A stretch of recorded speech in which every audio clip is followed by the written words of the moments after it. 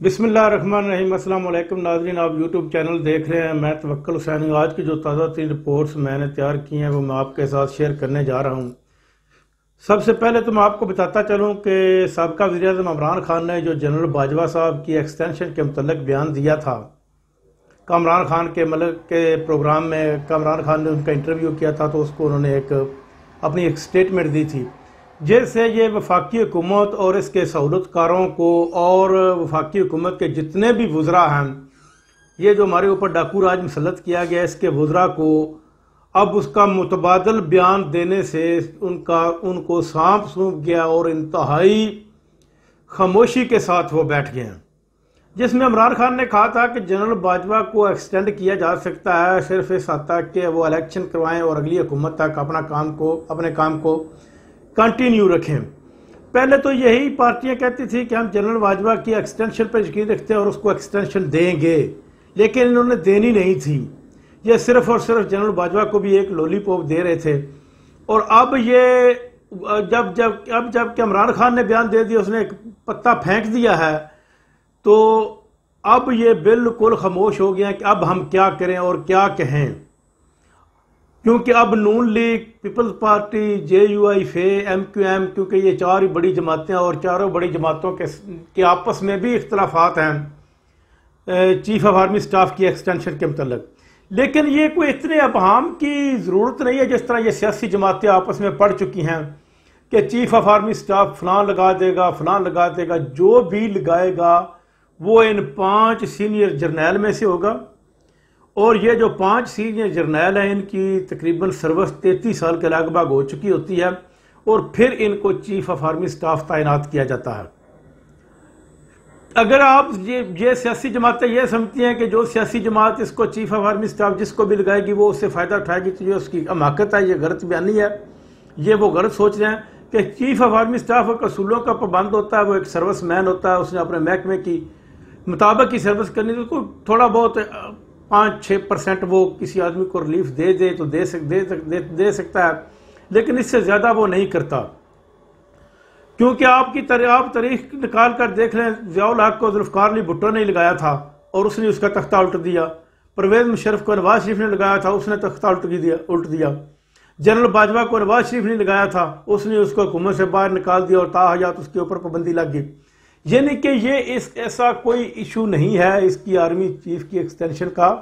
अब army chief के लगाने का, तैनाती का, कोई भी आ जाएगा तो वो अपनी जो उनकी एक मैकेनिज्म है उसके मुताबिक ही वो काम करेगा। उसको कोई ये टेंशन नहीं है कि मैं फलां आदमी को रिलीफ देना है।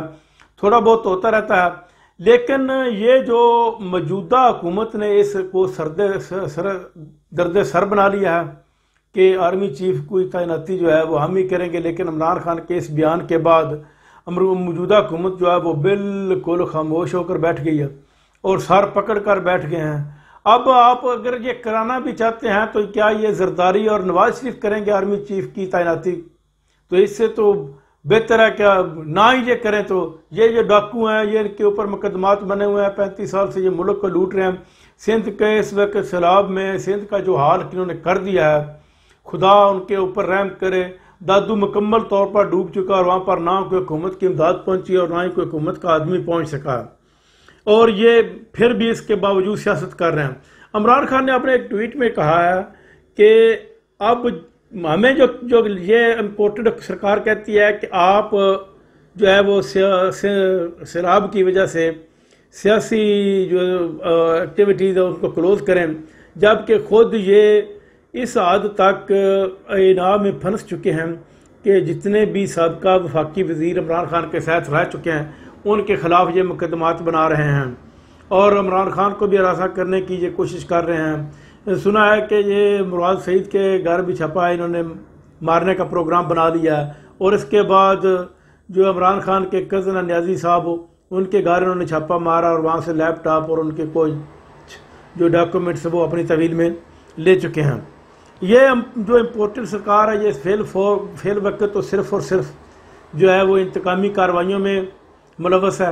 सिंध का जो तकरीबन 33% हिस्सा जो है वो सैलाब की नज़र हो चुका है लेकिन सिंध में हुकूमत नाम की कोई चीज़ शराब ज़दगान की मदद के लिए नज़र नहीं आती और ना ही कोई कर रहा है।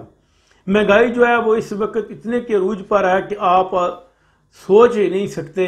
आटा जो है जिस वक्त 55 रुपये किलो था, तो उस वक्त ये बेकारी मीडिया जो भौंक भौंक कर इन्होंने अपनी बांछें पाड़ ली थी, अब खामोश बैठा हुआ है। अब 100 से ऊपर तकरीबन किलो के हिसाब से आटा बिक रहा है और हो सकता है कि मुस्तकबिल करीब में 1 या 2 महीने बाद आटे का बुरान भी पाकिस्तान में सर उठाने लगे, क्योंकि इस इम्पोर्टेड सरकार ने जिस वक्त गंदम खरीदने का वक्त था, इन्होंने गंदम नहीं खरीदी थी, तो ये भी मुमकिन हो सकता है। और इसके अलावा भी बिजली के बिल जिसकी आदमी की 22 यूनिट सड़ी हो या 25 यूनिट, तो उसको 10 से 12 हज़ार आ रहा। छोटा बिजनेसमैन जो है वो बिल्कुल अपना बिजनेस क्लोज करके बैठ गया। 20 से 22 हज़ार के करीब उनको बिजली के बिल आ रहे हैं। बिजली की इन्होंने ये हालत कर दी है। और इसके अलावा पेट्रोल, गैस, डीजल सब के सब महंगा कर दिया। यानी कि ये इम्पोर्टेड सरकार की 5 महीने की कारकर्दगी अगर मुस्तकिल को मुल्क दिया जाए, तो ये पाकिस्तान की तकरीबन 80% लोग जो हैं वो फाकों की ज़िंदगी बसर किए करें। पहले ही पाकिस्तान में बहुत बड़ी गुर्बत है और ये साथ ही साथ इन्होंने महंगाई करके इनकी नाकस पॉलिसियों की वजह से पाकिस्तान मजीद दलदल में फंसता जा रहा है। इस मुल्क का सिर्फ और सिर्फ वाहिद हल है, ये मुख्तदर हल्के समझ नहीं रहे। कुछ जो लोग इस मुल्क को चलाते हैं उन्होंने पता नहीं कौन सी अना बना रखी है। साफ और शफाफ इलेक्शन हो, अवाम के मुंतखब नुमाइंदे हैं 5 साल के लिए, और वो इस मुल्क को आगे लेकर बढ़ें और चलाएं और इस मुल्क के लिए नया पॉलिसी बनाएं, ताकि गरीब को कुछ रिलीफ मिल सके, उसको कुछ जीने का हक मिल सके और साथ ही साथ इस मुल्क की तरक्की हो सके और मुल्क दोबारा अपनी तरक्की की राह के ऊपर गामजान हो सके। आधारों को मजबूत किया जाए और मुल्क में रिश्वत, करप्शन सब को ख़त्म किया जाए, ताकि यह मुल्क दोबारा तरक्की की राह पर उसी तरह गामजान हो जिस तरह अयूब खान के दौर में एक दफ़ा गामजान हुआ था। नाज़रीन, अब तक के लिए इतना ही। अपना ख्याल रखिएगा। अल्लाह ने के बाद।